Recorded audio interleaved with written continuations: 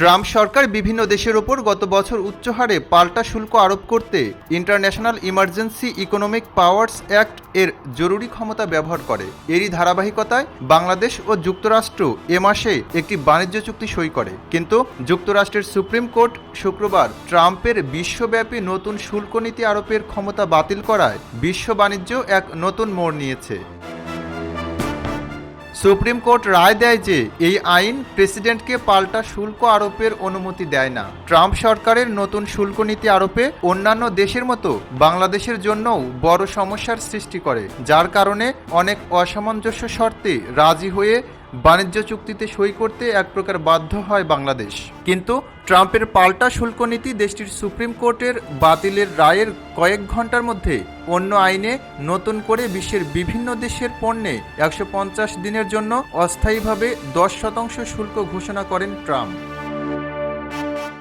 আগামী মঙ্গলবার থেকে এই নতুন শুল্ক কার্যকর হবে। বৈশ্বিক পণ্য আমদানিতে ট্রাম্প প্রশাসনের আরোপিত অতিরিক্ত শুল্ক সুপ্রিম কোর্টের রায়ে বাতিল হওয়ায় তড়িঘড়ি করে এই অস্থায়ী শুল্ক আরোপ করেন তিনি।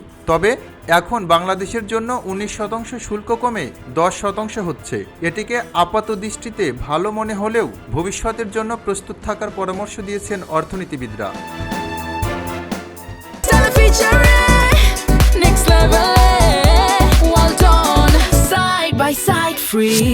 তারা বলছেন, দেশটির যে আইনে ট্রাম্প নতুন শুল্কের সিদ্ধান্ত নিয়েছেন সেখানে আপাতত শুল্ক কমার বিষয়টি ছাড়া বাংলাদেশের জন্য দীর্ঘমেয়াদে তেমন স্বস্তির বার্তা নেই। অবশ্য দেশের শিল্প কারখানাগুলোর কাজের পরিবেশগত কমপ্লায়েন্স ঠিক রাখা সহ বাংলাদেশের অভ্যন্তরীণ প্রস্তুতি যদি ভালো থাকে তাহলে প্রেক্ষাপট ভিন্ন হতে পারে। এ বিষয়ে সেন্টার ফর পলিসি ডায়ালগের senior research fellow Taufiqul Islam Khan খবরের কাগজকে জানান, যুক্তরাষ্ট্রের সুপ্রিম কোর্টের রায়ের পর সই করা বাণিজ্য চুক্তিটি আপাতত স্থগিত হয়েছে। বাংলাদেশের জন্য নতুন সুযোগ সৃষ্টি হয়েছে সমঝোতা করে এই চুক্তি থেকে বের হয়ে আসার। চুক্তিটি দেশের জন্য ভালো ছিল না, পরে নতুনভাবে আলোচনা করে দক্ষতার সঙ্গে চুক্তিটি করা যেতে পারে।